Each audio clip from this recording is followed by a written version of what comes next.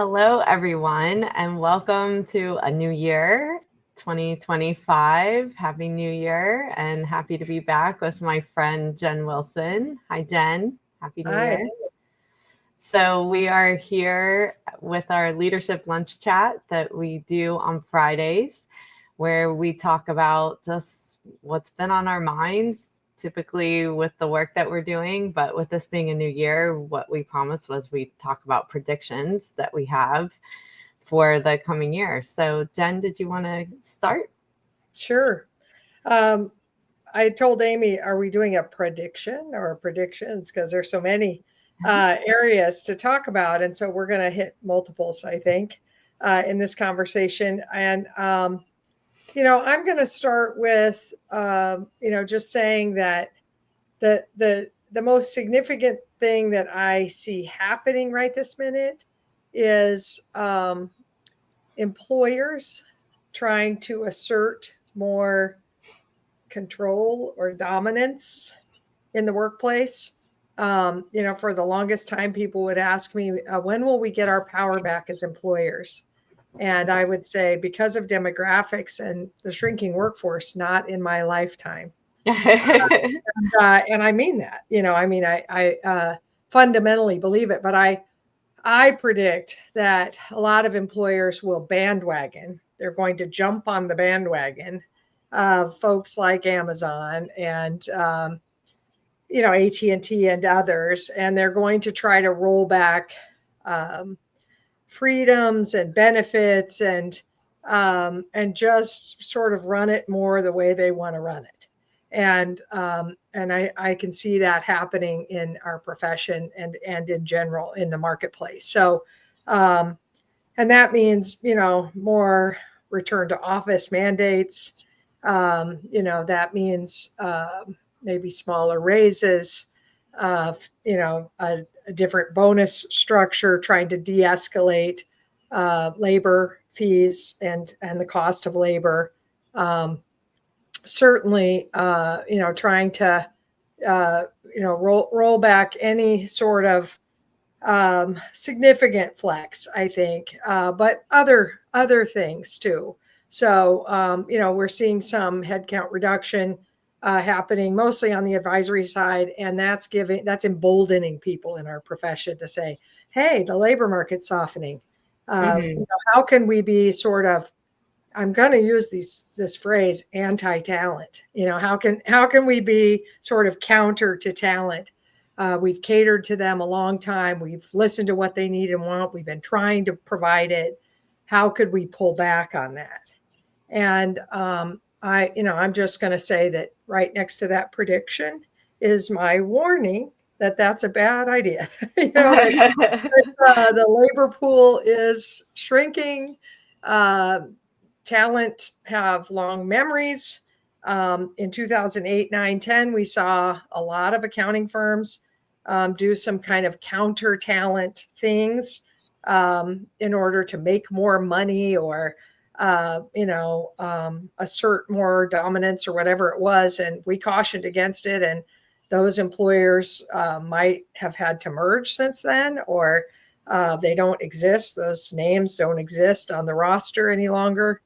And we would caution everybody from being anti-talent at this point, um, with the hope that somehow the market's going to swing your way, because it's not. There's just not Mhm. enough human beings in the United States of America to work for all of us. Yeah. And we've got to attract talent. We've got to retain them.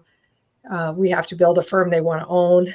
We have to, all those things that we've been saying all this time.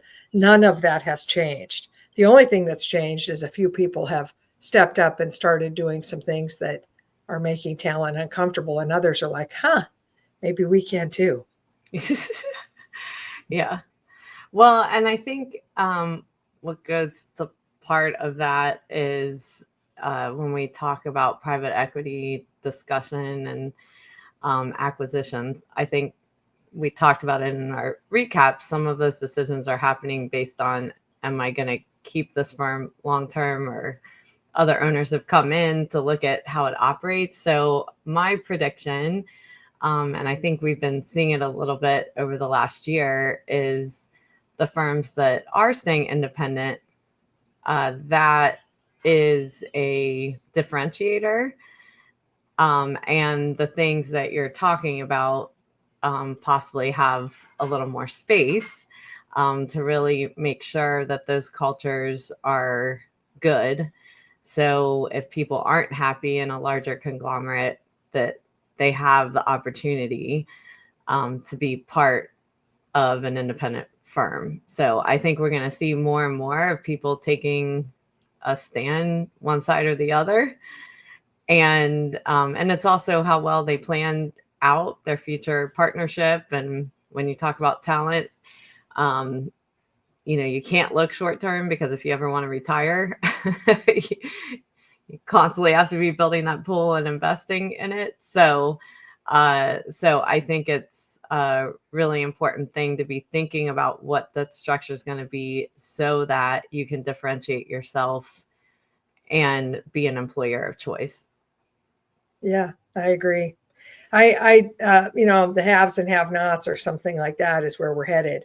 Mm-hmm. And I've had conversations just this week with remain independent firms who have been investing in their talent pipeline, who have been building succession strategies, who have key owners who have retired without, um, you know, pillaging all of the assets on their way out the door, who've been unselfish and built something sustainable.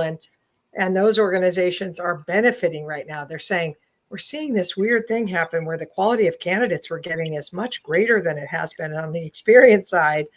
And I started to probe on that a little bit. And what we found was a lot of the firms where these talented people are coming from have been through big mergers or had an influx of PE that's driving a lot of change that these talented people don't want to hang for.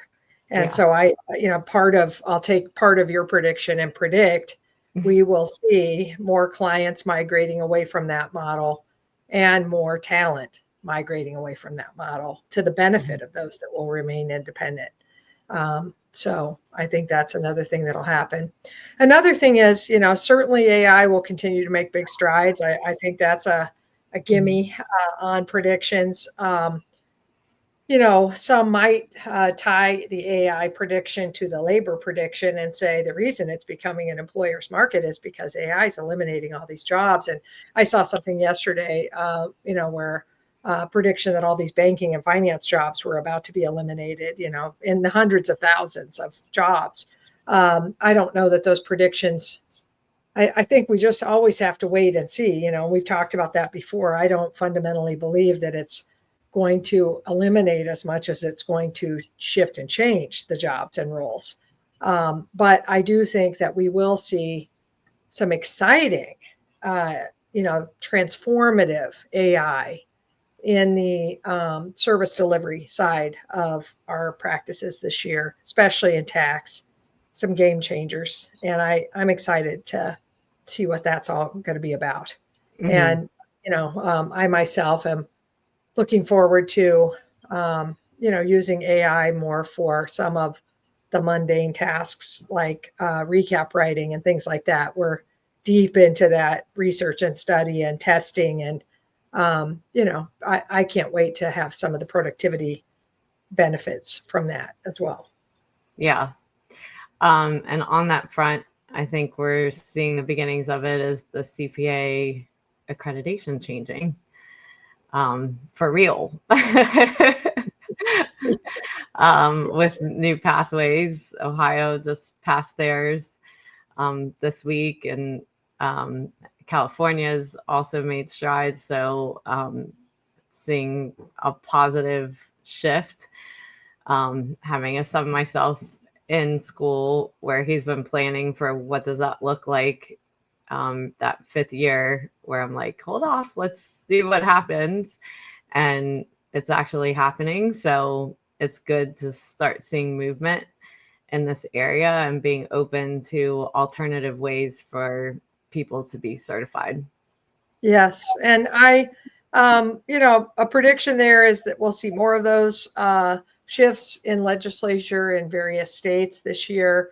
Another part of that prediction is increased complication of figuring out mobility and practicing across state lines as we change these things, and automatic mobility and who's passing it and what does it really mean. And there's going to be some necessity to really stay close to what the rules are for firms to make sure that they're following them as we create more inconsistency between states. And that's really what's about to happen. We have to go through this phase of inconsistency while everybody figures out what would be a new norm.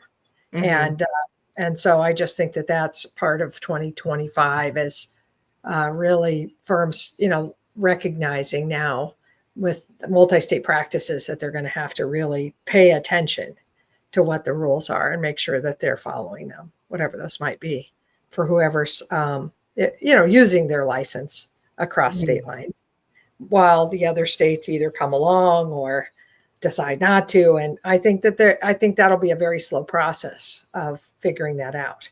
I don't think states are going to just go quickly here. Not all of them. Some will. There'll be a popcorn effect right now after Ohio.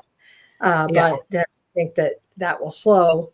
And licensing is complex, and really, states love to put their thumbprint on all legislation of all kinds and be unique.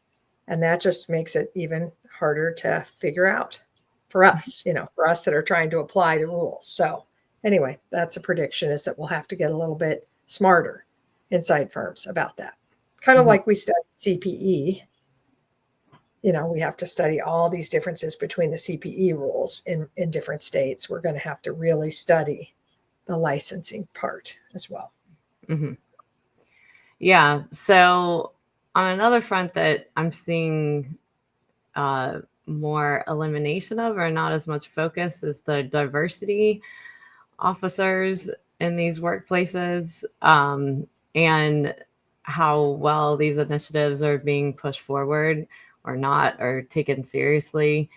So, I think you make a few steps forward and go back as well. And it can be, you don't want to have to be that there's a news story for something to be taken seriously.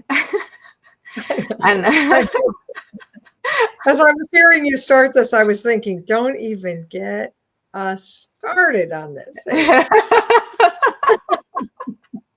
It's so upsetting. I mean, it is. It's upsetting. Yeah. And I'm just going to say that if you're committed to a strategy,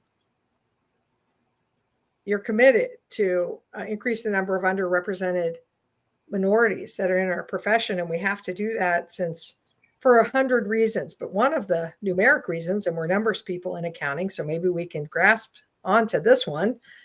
49% of Gen Z under 24-year-olds in this country, 49% identify as non-white. Our population is shifting. More than half of the live births in this country are non-white and have been for some time now. I mean, that's not like new in the last year or two. So what are we thinking if we don't think we're going to need to increase the number of underrepresented minorities in our profession in order to have talent, in order to have thriving firms, in order for our people to reflect our client base? So DEI has never been more important.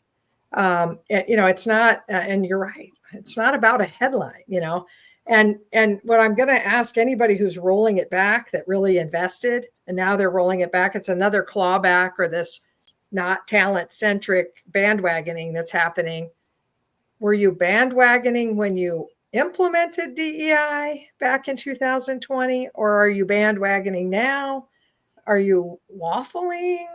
What are you doing there? What's the point of what you're doing there? And I'm super disappointed. Couldn't be more disappointed. And I posted, how proud I was of Costco on LinkedIn when I read that their board voted to continue to invest in their DEI initiatives. They had to have a board discussion because there is an anti-DEI movement that is going to all the boards and trying to reverse these things, lobbying to reverse them, putting decisions on the docket for votes.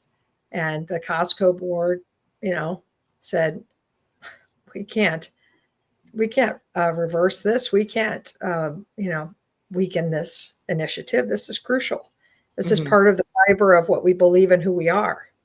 And that is what DEI is, isn't it? Isn't it like core values based at the end of the day? So what are you saying if you're eliminating it? It's a prediction that more people will do it. And also that more people will take a stand and differentiate on not wavering. Yes. I'm still giving it budget and the importance that it needs in these organizations. Yeah. And I think, boy, in accounting, it's one of our 6 themes in the NPAG pipeline strategy, increase the number of underrepresented minorities. You can't do that if you eliminate all your DEI programs. Yeah. Just not going to happen. So anyway, I hope that prediction doesn't show up with great strength in our profession. It certainly will in the public marketplace, unfortunately, for some time. Yeah. And you're right. We probably have to have another sad set of headlines. Yeah. That's what I like. Another prediction on PE, just to it's along those lines. We already saw, and we've talked about this in prior leadership lunch chats, that one of the big, I'm going to say, proof of concepts for private equity firm is for them to invest, work their perceived magic, whatever that might be, drive growth and cut cost, and then flip it to another PE firm. Or to another buyer of some kind, a consolidator, somebody. And that the true, like this works idea is if they can flip, supposedly that's conventional wisdom. And so we saw as the year was ending, I think, headlines that Citron Cooperman had, I think, attracted some new larger private equity firm to take a stake in that organization, which was, heralded as, look, it works. And, I had been cautioning us last year that is going to happen a few times because there's still this excited feeding frenzy or something of people that want in. And so these bigger PE guys are going to come in but it doesn't prove that the changes that these organizations are making are good for clients or good for talent. That's not what it proves. It just proves that there's buyer interest. That's all. We have to wait and see as to whether these, because some are saying, oh, this is so good for our profession because we're going to run more like a business and make change faster. I would love that if the change was pro-talent, pro-client, pro-quality. I could get behind that. I'm just worried it's not. Yeah. Well, and I think too, the heralding is that many people have saved their retirement by, having these options because of just not having enough of a pipeline. So I would say for the people that are focused on talent, I have definitely seen more investment in the manager, emerging leader area to change culture, to make it their future firm. Yes. And I think that's going to continue to be really, really important, at least in my mind, and I'm sure in yours, Jen, to make sure that the workplaces shift and that when you talk about quality of work and client success as well, because the work everybody does is so important to business that we do shift, the mindset and say, yeah, maybe this isn't the way I did it, but I do see how important it is to invest in the people that work for me to help them lead into this next paradigm.